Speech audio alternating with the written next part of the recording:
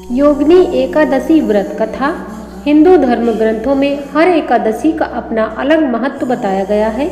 इन्हीं अलग अलग विशेषताओं के कारण इनके नाम भी भिन्न भिन्न रखे गए हैं। प्रत्येक वर्ष में 24 एकादशियां होती हैं। मलमास की एकादशियों को मिलाकर इनकी संख्या 26 हो जाती है।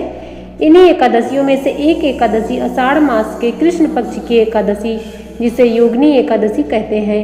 योगिनी एकादशी का उपवास रखने से समस्त पापों का नाश होता है तथा इस लोक में भोग और परलोक मुक्ति भी मिलती है। योगिनी एकादशी व्रत कथा महाभारत काल की बात है।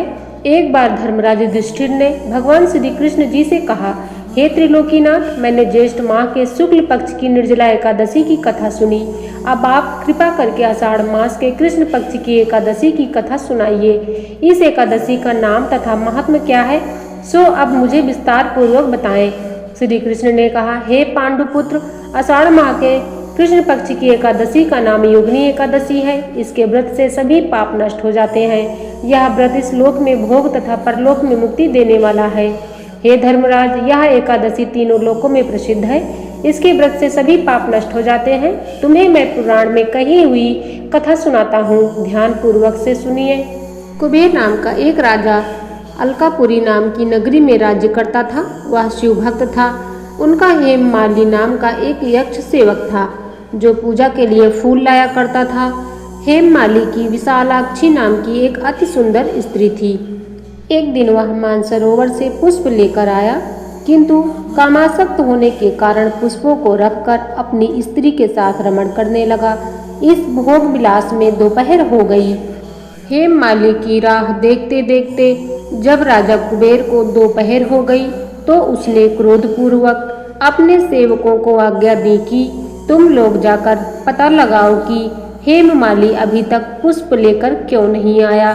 जब सेवकों ने उसका पता लगा लिया तो राजा के पास जाकर बताया, हे राजन, वह हेममाली अपनी स्त्री के साथ रमण कर रहा है।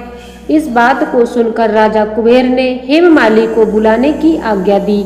डर से कांपता हुआ हेममाली राजा के सामने उपस्थित हुआ। उसे देखकर कुबेर को अत्यंत क्रोध आया और उसके होठ फड़फड़ाने लगे। राजा ने कहा, अरे अधम, तूने मेरे परम पूजनीय देवों के भी देव भगवान शिव का अपमान किया है। मैं तुझे श्राप देता हूँ कि तू स्त्री के वियोग में तड़पे और मृत्यु लोक में जाकर कोढ़ी का जीवन व्यतीत करे। कुबेर के श्राप से वह तत्क्षण स्वर्ग से पृथ्वी पर आ गिरा और कोढ़ी हो गया। उसकी स्त्री भी उससे बिछड़ गई।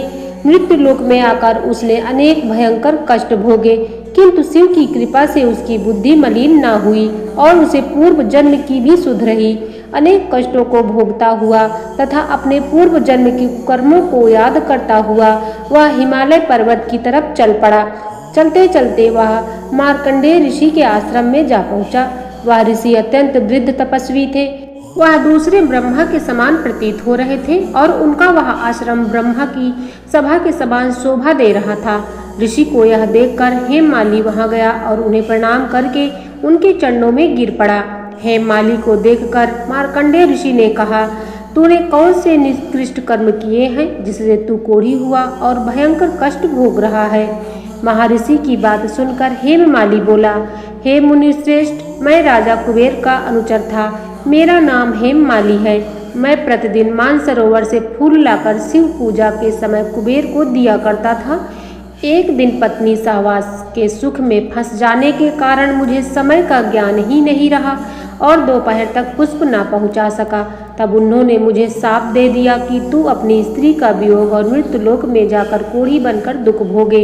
इस कारण मैं कोढ़ी हो गया हूँ तथा पृथ्वी पर आकर भयंकर कष्ट भोग रहा हूँ। अतः कृपा करके आप कोई ऐसा उपाय बतलाइए जिससे मेरी मुक्ति हो जाए। मार्कंडेय ऋषि ने कहा, हे हेममाली, तूने मेरे सम्मुख सत्य वचन कहे हैं, इसलिए मैं तेरे उद्धार के लिए एक व्रत बताता हूँ। यदि तू आषाढ़ माह के कृष्ण पक्ष की योगिनी नामक एकादशी का विधान पूर्वक व्रत करेगा तो तेरे सभी पाप नष्ट हो जाएंगे। महर्षि के वचन सुनकर हेममाली अति प्रसन्न हुआ और उनके वचनों के अनुसार योगिनी एकादशी का विधान पूर्वक व्रत करने लगा। इस व्रत के प्रभाव से अपने पुराने स्वरूप में आ गया और अपनी स्त्री के साथ सुखपूर्वक रहने लगा। भगवान श्री कृष्ण ने कहा, हे राजन, इस योगिनी एकादशी की कथा का फल 88,000 ब्राह्मणों को भोजन कराने के बराबर है। इसके व्रत से सभी पाप नष्ट हो जाते हैं। योगिनी एकादशी के दिन भूल कर भी ना करें ये काम, टूट सकता है व्रत। अभी जान ले नियम। नंबर 1, तुलसी के पत्ते तोड़ना। एकादशी के दिन भूल कर भी तुलसी के पत्ते नहीं तोड़ने चाहिए। धार्मिक मान्यता के अनुसार तुलसी माता एकादशी का व्रत करती हैं। ऐसे में एकादशी के दिन तुलसी के पत्ते तोड़ने से तुलसी माता का व्रत खंडित हो सकता है। इसलिए एकादशी के दिन तुलसी के पत्ते नहीं तोड़ने चाहिए और पौधे में जल देने की भी मनाही है।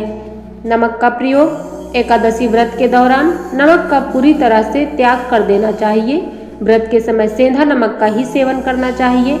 सामान्य नमक खाने से व्रत टूट सकता है। क्रोध और वाद विवाद। एकादशी के दिन किसी से लड़ाई झगड़ा करना या फिर बातचीत के दौरान किसी को अपशब्द नहीं बोलना चाहिए। धार्मिक मान्यता के अनुसार इस तरह की गलती को करने से व्रत का फल क्षीण हो जाता है और जीवन में कई परेशानियां आ सकती हैं। इसके अलावा व्रत के दौरान किसी की बुराई भी नहीं करनी चाहिए। योगिनी एकादशी व्रत के उपाय, जिसे करते ही बरसता है श्री हरि का आशीर्वाद। योगिनी एकादशी व्रत करने वाले दिन भगवान विष्णु को प्रसन्न करने के लिए साधक को इस दिन स्नान ध्यान करने के बाद पीले रंग का वस्त्र धारण करना चाहिए। इसी प्रकार श्री हरि की पूजा में पीले चंदन अथवा केसर का तिलक अर्पित करते हुए पीले पुष्प, पीले वस्त्र, पीले फल, पीले रंग की मिठाई, तुलसी दल आदि अर्पित करते हुए योगिनी एकादशी व्रत का विशेष रूप से पाठ करना चाहिए। भगवान विष्णु की पूजा में साधक को श्री विष्णु सहस्त्र नाम का पाठ और अंत में आरती जरूर करनी चाहिए। धन्यवाद।